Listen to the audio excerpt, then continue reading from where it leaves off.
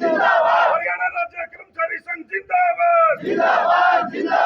देश के हित में करेंगे काम, देश के हित में करेंगे काम।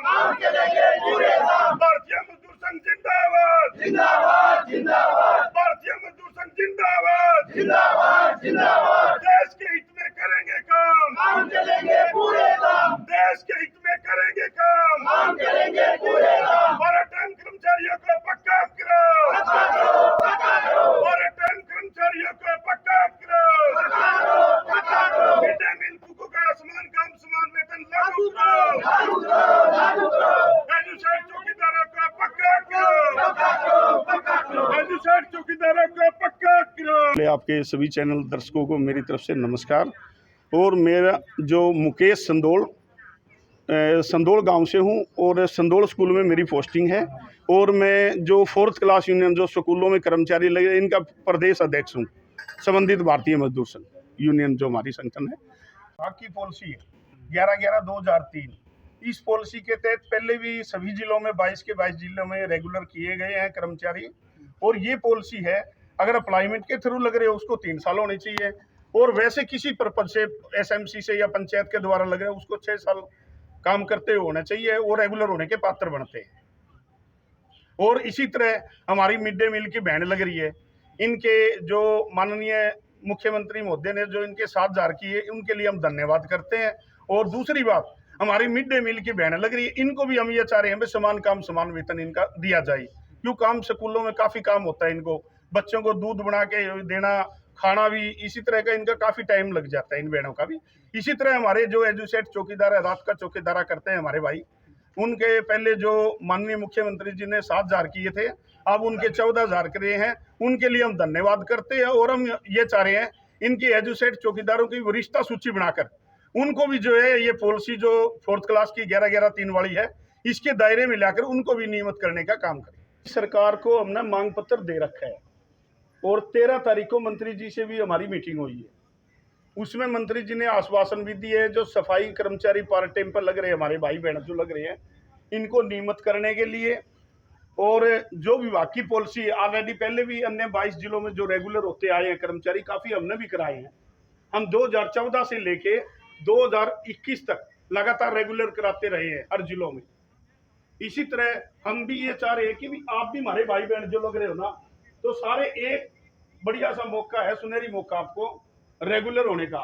इसी तरह हमारे एजुसेट चौकीदार भाई हैं जो इनका जो हमने वरिष्ठता सूची बनाने के लिए और इनको जो विभाग की पॉलिसी है 11/11/2003 हमने मंत्री जी को भी अवगत कराया कि भी इस पॉलिसी के तहत इनको भी जोड़ा जाए ताकि ये भी 4th क्लास है, ये भी रेगुलर हो सके। इसी तरह हमारी मिड डे मील की बैंड लग रही है, इनके लिए समान काम समान वेतन और 10 महीनों की बजाय 12 महीनों का वेतन के लिए हमने मांग पत्र दे रखे हैं। और दूसरी बात हम मंत्री जी को स्पष्ट कह के आए हैं कि अगर 25 तारीख तक हमारी इन जो मांग दे रखी है इनका नोटिफिकेशन जारी करते हैं तो ठीक है, 26 तारीख ने शिक्षा मंत्री जी के निवास के आगे धरना होगा। इसमें साथियों मैं सभी हरियाणा प्रदेश के सभी जिलों में मेरे पार्ट टाइम कर्मचारी भाई लग रहे हैं, भाई बैंड लग रही है, इनसे भी अपील करता हूं, एजुसेट चौकीदारों से भी अपील करता हूं और मिड डे मील की बैंड है इनसे भी अपील करता हूं। और हमारे भाई कुछ रेगुलर जो कर्मचारी है उनसे भी हमारी अपील है संगठन के माध्यम से कि वे वहाँ बढ़ चढ़ कर इस धरने में भाग ले ताकि हमारे भाई बहन की इनकी नौकरी सुरक्षित हो जाए और ये रेगुलर हो जाए इनके लिए, ताकि हम सारे मिलजुल के ऐसा कदम उठाएं वहाँ से जो है अपना रेगुलर का लेटर लेके आए साथियों। तो साथियों आपके बीच में हमारा मेन जो मकसद यही था भाई आप कर्मचारी भाइयों को जोड़ के और वहाँ 26 तारीख को अगर हमारे नोटिफिकेशन जारी हो जाते हैं फिर तो हम धरना कैंसिल करेंगे, नहीं तो अनिश्चित काल धरना हम बच्चों समेत वहां जाके बैठेंगे 26 तारीख से। जब तक हमारी मांगे नहीं मानेगी सरकार तब तक हम धरना नहीं उठाएंगे वहां से। ये सभी साथी यहाँ से संकल्प करके जाएं और अपना पूरा मन बना के जाएं भाई वहां से जब तक हमारी मांग पूरी नहीं होगी तो हम उठ के नहीं आएंगे साथियों। मैं भी अपने बच्चों समेत वहां आपके बीच में बैठूंगा। चाहे हमें वहां 2 दिन लगे, 10 दिन लगे, महीना लगे, हमारा कोई भी कर्मचारी स्कूल में काम करने के लिए नहीं जाएगा भाई। ये इस चीज का भी वादा करोगे आप लोग, ठीक है साथियों। जब तक हमारी मांगे पूरी नहीं होगी तब तक हमारा धरना वहां से समाप्त नहीं होगा, चाहे हमें एमरन अनशन पर बैठना पड़े। हमारी सबसे बड़ी समस्या क्या है कि हम रात दिन इतनी मेहनत करते हैं और हमारी सरकार उस हिसाब से सुनवाई नहीं कर रही है।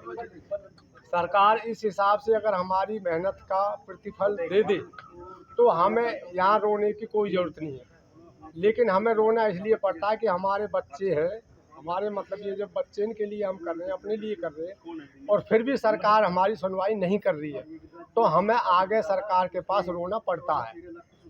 पैसा भी खर्च करना पड़ता है, जाना भी पड़ता है, धूप धाप भी देखनी पड़ती है।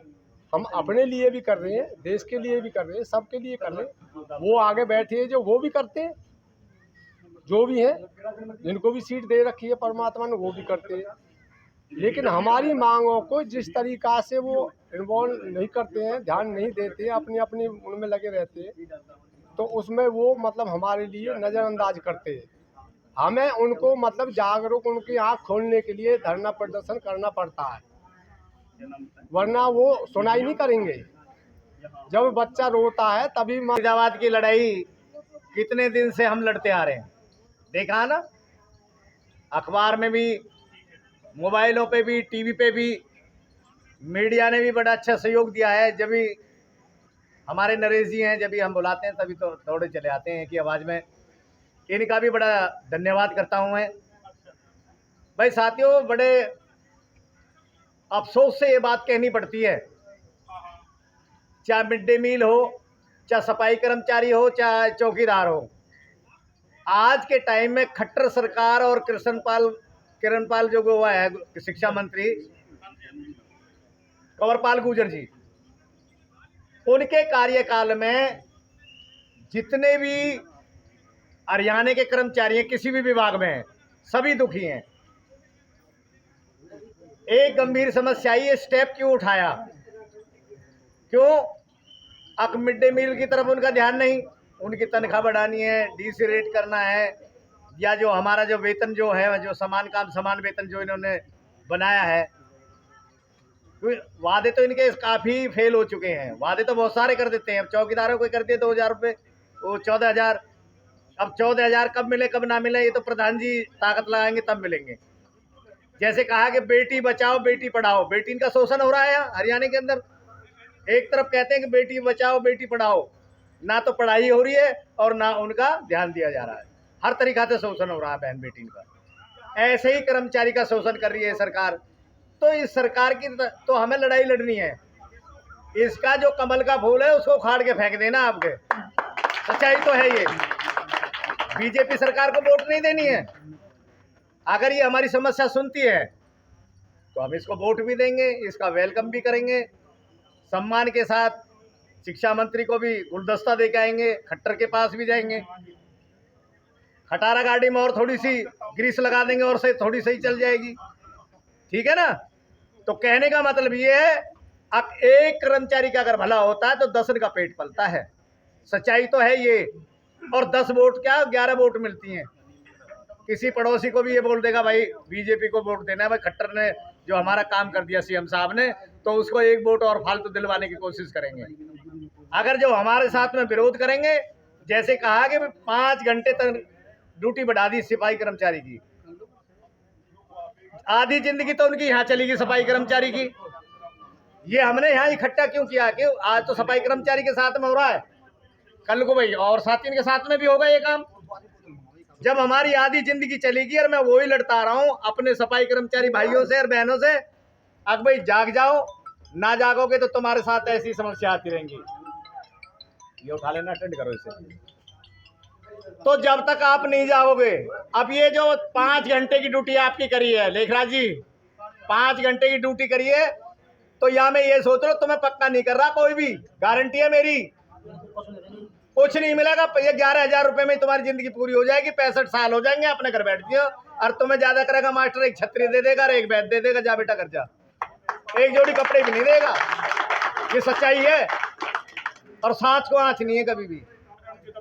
और जब दिल से रहोगे और सारे बहन भाई एक साथ इकट्ठे होकर लड़ाई लड़ेंगे, तो कहते हैं कि भाई सच्चाई अगर दिल से अगर लड़ोगे तो कानी आंख में भी आंसू आ जाता है। लोग ये ना सोचे, कोई साथी कर्मचारी गाड़ी जा रही है और गाड़ी के नीचे कुत्ता जा रहा, कह रहा गाड़ी तो मेरे बलबूते चल रही है, ना कोई प्रधान समझे इस बात तक भाई गाड़ी मेरे बलबूते चल रही है। मैं खुद अपने को डाउन करता हूं, मैं आपसे भी कमजोर समझता हूं आपको, अपने आपे को। सबसे छोटा मैं हूं कर्मचारी से भी। लेकिन हाथ जोड़ के विनती ये है कि भाई देखो आज तादाद इतनी दिखाई है साथियों, खासकर सफाई कर्मचारी से मेरी रिक्वेस्ट है, मेरी हाथ जोड़ी है अपने समाज के लोगों से, भाई साथियों ये प्रचार सब में करें और 26 तारीख को जी जान लगा दें, सारे बस भर के वहां चलें, जितने भी कर्मचारी। पता चलना चाहिए कि हाँ भाई शिक्षा मंत्री की कोठी पे आज ये हरियाणा का वर्कर जाग चुका है, अपनी मांगों के लिए हर तरीका से हर मोड़ से निकलने के लिए तैयार है। कहते हैं जज्बा और जुनून, अगर तुम्हारे पास में दो चीज हैं तो तुम्हारे तरक्की ना मिले, तुम्हारे आसमां जो है ना अगर वो वहाँ ना भरे तो गारंटी की बात है तुम्हारे 100% प्रधान जी काम करवाएंगे, इस बात का मुझे विश्वास है। तो अगर बाई द वे सिचुएशन आ जाती है तो 26 तारीख को ताकत झोंक देती है, बिल्कुल जबरदस्त। शिक्षा मंत्री मुर्दाबाद मुर्दाबाद मुर्दाबाद। जय हिंद जय भारत। साथियों एक बात और भी हुई तो ऐसी शीतकालीन धरना चलेगा अगर हरियाणा सरकार ने हमारी बातें, इन सब बातों को, मिड डे मील को मिनिमम वेज दायर करना, एजुसेट का 14,000 रुपए का लेटर जारी नहीं करना, और इसके उपरांत में 11/11/2003 के तहत में पार्ट टाइम सफाई कर्मचारी को पक्का नहीं किया, तो अशीतकालीन धरना यमुनानगर में या चंडीगढ़ में जहाँ पे शिक्षा मंत्री और मुख्यमंत्री का आवास है, शीतकालीन जब तक लेटर जारी नहीं तब तक समाधान नहीं, जब तक हम उठेंगे नहीं। लेटर है तो हम उठेंगे, कोई समस्या नहीं होगी। धन्यवाद साथियों, जय हिंद जय भारत। सारी कहानी आप लोगों की सुनी। कल भी हम बैठे थे तेजराम जी के साथ, कैसे कैसे तेजराम जी एक एक स्कूल में मोटरसाइकिल लेके घूमे, एक एक साथियों को जोड़ा, एक एक साथियों को साथ लाए, आज यहाँ टीम है और फिर यहाँ से भी निकल के पूरे हरियाणा स्तर की कार्यक्रम की तैयारी, तमाम अग्रणी साथी लोग यहाँ बैठे हैं। दोस्तों इसके साथ साथ मुझे बहुत खुशी हो रही है कि इस तरीके से लोग जुड़ रहे हैं, आंदोलनों को समझ रहे हैं, लड़ाइयों को समझ रहे हैं, अपने हकों को समझ रहे हैं, और समझना जरूरी है। और क्यों जरूरी है? सिर्फ इसलिए नहीं कि हमारी जेब में 4 आना है तो 8 आना हो जाए, हमारी जेब में 8 आना है तो 1 रुपया हो जाए, ये तो बेकार की बात है। अठन्नी चवन्नी की दौड़ में लगे रहना, हम भूख हमें भी लगती है, दो कपड़े हमें भी पहनना है, एक सर पे छत हमें भी चाहिए, निश्चित तौर पे उसके लिए गुजारी की लड़ाई भी, हम अपनी जिंदगी चलाने के लिए लड़ाई भी लड़ेंगे। लेकिन एक बड़ी लड़ाई है जो हम सबकी साझी लड़ाई है कि एक बेहतर समाज बने, एक अच्छा समाज बने जहां पर गरीब अमीर का भेद ना हो, जहां पर जातियों का भेद ना हो, जहां पर किसी तरह का अन्याय अत्याचार ना होता हो। भगत सिंह के शब्दों में कहे कि भाई अगर इस देश से गोरे अंग्रेज चले जाएंगे तो इस देश की सत्ता पे काले अंग्रेज बैठ जाएंगे, और शोषण जो गरीब अमीर के बीच की खाई है, जो शोषण चल रहा है, जो इंसान के द्वारा इंसान का शोषण है, वो लगातार जारी रहेगा। तो एक बड़ी लड़ाई भी हम सबकी, जो सबकी साझी लड़ाई है, और सबको मिलजुल कर लड़ना है कि इस दुनिया में जो इंसान के द्वारा इंसान का शोषण किया जाता है वो खत्म हो। और उस लड़ाई के साझेदार हमने तेजराम जी से बात करी है कि हम दोस्तों के तरह, साथियों के तरह साझे मोर्चे बनाकर इस तरह की लड़ाइयों में हम लोग साथ रहेंगे। जहां कहीं हमारे संगठन को आपकी जरूरत पड़ेगी हम आपको निमंत्रण करेंगे, आपको जहां जरूरत पड़ेगी आप हमें निमंत्रण करेंगे। कल तेजराम जी ने कहा कि आपके 10 साथी हमें चाहिए, हमारे 10 साथी हाजिर हैं। अगर 50 कहीं होते तो 50 भी आते, और आगे जैसा भी आप लोग कहेंगे हम वैसे आपके कार्यक्रम में शिरकत करेंगे। लेकिन दोस्तों जो एक बड़ी लड़ाई है उसको, छोटी छोटी लड़ाई को, जैसा साथी अभी कह रहे थे कि लड़ाई ऐसी होती है, हमने 1 रुपये का मांग पत्र दिया, 8 आना मिला, 8 आना जेब में रखा, फिर 8 आने के लिए अगली लड़ाई की हम तैयारी रखते हैं। तो दोस्तों ये जो दुनिया आज की बन गई है, इस दुनिया में बहुत बुरी हालत यह है कि सुई से लेकर जहाज तक और अनाज से लेकर ताज तक दुनिया की सारी जो दौलत है वो कौन पैदा करता है? हम आप मजदूर आदमी पैदा करते हैं। लखानी की फैक्ट्री में जूता बना रहे हैं, वर्लपूल की फैक्ट्री में फ्रिज बना रहे हैं, होंडा की फैक्ट्री में मोटरसाइकिल बना रहे हैं, मारुति की फैक्ट्री में कार बना रहे हैं। लेकिन उन सारी चीजों का जब बनाते हम हैं, हमारे खून पसीने से बन के तैयार होती है, उस पर ठप्पा मालिकों का लग जाता है। और हम मजदूर कैसे रहता है? मजदूर फटे हाल गरीबी में, फरीदाबाद में 60 झुग्गी बस्तियां हैं, आप लोग जाके देखो किस तरह नर्क की जिंदगी जीते हैं लोग वहां पे, है ना। शौचालयों का अभाव है, पीने के पानी का अभाव है, बारिश में नाली और सड़क का पता ही नहीं चलता। ये सारी दुर्गति हो रखी है। 15 से 20 लाख की मजदूर आबादी फरीदाबाद में रहती है। ऐसे ही सारी दुनिया में हालात यही हो रहे हैं। आप ये देख लो, ब्रजभूषण के खिलाफ महिलाएं जो आंदोलन पे बैठी हैं, सारे नियम कानून रहते हुए मतलब उसकी गिरफ्तारी नहीं हो रही, इसकी कोई बात नहीं हो रही, उसका कोई आंदोलन नहीं बन रहा। हम में आप में से किसी के खिलाफ अभी पुलिस ये बोल दे कि ये यहाँ मीटिंग कर रहे हैं, कोई ये बोल दे कि यहाँ मीटिंग कर रहे हैं, अभी पुलिस हमें कहेगी भाई तुम्हारे पास परमिशन कहाँ और क्यों बैठो यहाँ पे, और वो ब्रिजभूषण की गिरफ्तारी नहीं होगी। कितने पूंजीपति यहाँ से भाग लिए विदेशों में पैसा ले लेके, कौन सा नीरव मोदी और ये मोदी और वो मोदी, सरकार उन पे कुछ नहीं कहेगी। हमारे पास का एक मजदूर का केस हमने लड़ा, मालिक ने झूठा नाम लिखा दिया कि भाई उसने फैक्ट्री से सामान चुराया, झूठा। पुलिस उसको रोज सुबह को बुलाती थी, दिन भर थाने में रखती थी, मारती थी, पीटती थी, धमकाती थी, शाम को छोड़ देती थी, क्योंकि 24 घंटे से ज्यादा तो रह नहीं सकते। वो मजदूर आदमी सुसाइड करने जा रहा था रेलवे लाइन पे, कुछ साथियों ने हमें बताया, हम उसे पकड़ के लाए, हम ले गए थाने में और उसको सस्पेंड कराया उस पुलिस वालों को।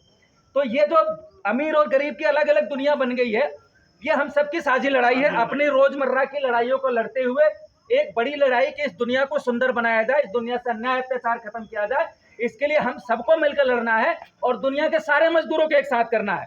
फरीदाबाद के 18 लाख मजदूर, गुड़गांव के मजदूर, धारूहेड़े का मजदूर, रेवाड़ी के मजदूर, यमुनानगर के तमाम साथी जो बात करते हैं, हमको सबको एक मंच पे लाना है और इस दुनिया में जो गरीबी, अन्याय, अत्याचार के जो मामले हैं, सब चीज पे खड़ा होना। दुनिया की सबसे बड़ी ताकत हम ही लोग हैं। मजदूरों से ज्यादा जनसंख्या किसी की नहीं इस पूरी धरती पे। जिस दिन सारे मजदूर एकजुट हो गए, किसी तानाशाह की, किसी टाटा की, किसी बिरला की, किसी अडानी की, अंबानी की नहीं चलने वाली। तो ये जो साझी लड़ाई है, हम सिर्फ ये बात कर रहे हैं कि हम लोग मिलजुल के आगे तमाम लड़ाइयों में, चाहे फरीदाबाद में होगी, आपका जो यमुनानगर का प्रोग्राम है उसमें भी जैसा आप लोग हमें आदेश करेंगे हम भी हाजिर होंगे, और जहाँ पे आप लोग हमें जरूरत होगी हम भी आपसे हाथ जोड़ के प्रार्थना करेंगे और मिलजुल के आगे के तमाम चीजों में लड़ेंगे। आज का कार्यक्रम बहुत अच्छा लगा। थोड़े बहुत सुधारों की जरूरत है कि जब मीटिंग चलती है तो कोई भी सेना, भेड़ भी आपने देखा होगा, भेड़ भी बहुत सारी एक साथ चलती रहती है, लेकिन उनकी कोई ताकत नहीं होती है ना। तो क्यों नहीं होती है? क्योंकि उनमें अकल नहीं होती है, समझदारी नहीं होती है, डिसिप्लिन नहीं होता है, एक दूसरे की समझ नहीं होती है, टीम भावना नहीं होती है। तो जो हम लोग हैं, हमें भेड़ नहीं बनना है। हम लोगों का इस लड़ाई, कोई भी लड़ाई बिना समझदारी के, बिना अनुशासन के, बिना डिसिप्लिन के, बिना एक तमाम साथियों के बीच में एक नेटवर्क के चीजें नहीं चल पाएंगी। तो इन सारी चीजों को भी हमें दुरुस्त करना, धीरे धीरे करेंगे। तमाम साथी मिलेंगे और एक दूसरे को सीखते सिखाते हम लोग इस लंबी लड़ाई के सिपाही बनेंगे और मिलजुल के एक लंबी लड़ाई के चलेंगे। इतनी सी बात करनी थी। बहुत बहुत धन्यवाद। लड़ाई है हमारे पूरे पार्ट टाइम कर्मचारी, मिड डे मील और एजुकेट चौकीदार कि सभी इस सरकार से तंग आ चुके हैं। और ये जो खट्टर सरकार है, ये तो तानाशाही है। ये मजदूर की तरफ तो ध्यान ही नहीं है इनका। इनको तो क्या नाम है, वो पुराना जो हिंदूवादी है ना, ये पीछे हुई लाना चाह रहे हैं हमको, जहाँ से हम उठ के आज इस स्टेज पे पहुंच चुके हैं। इनकी जो सोच है वो वही है, क्योंकि आज हमारा जो भाई बहन जो बड़े बड़े हैं तो आज इनके बराबर बैठे हैं, तो वो चीज़ें आज इनको खल रही है। क्योंकि ये चीज़ ये नहीं चाहते कि आज ये हमारी बराबर में कुर्सी पे बैठे हमारे। इनका यही मतलब है कि ये वहीं रहें जहाँ से उठ के आए हैं।